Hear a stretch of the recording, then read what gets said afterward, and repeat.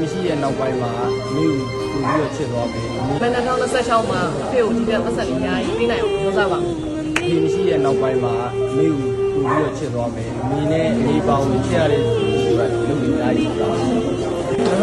2026မှာမိသားစုကိုဒီကမှကဆက်ရှမ်းတော်ထားနိုင်ပြီးတော့အလုပ်ကိုလည်းစူးစမ်းနဲ့လုပ်ပါမယ်ပြည်25မှာကျွန်တော်ခက်ခဲဆုံးကာလဖြစ်တာပါနော်အဲဒါ2026မှာမိသားစုကိုပြောစီအောင်ထားမယ်ခက်ခဲတွေတက်နိုင်လို့ပြောပြမယ်အလုပ်ကိုလည်းပေါင်းလို့ကြိုးစားပြီးလုပ်ဆောင်ပါ2026ပါဘယ်လိုသိချင်တာကိုပြီးထားဒီမှာ6မှာဒီနေ့ကတက်နိုင်လို့စိတ်ချမ်းသာထားပါအဲ့တော့မိဘကိုထားပြီးတော့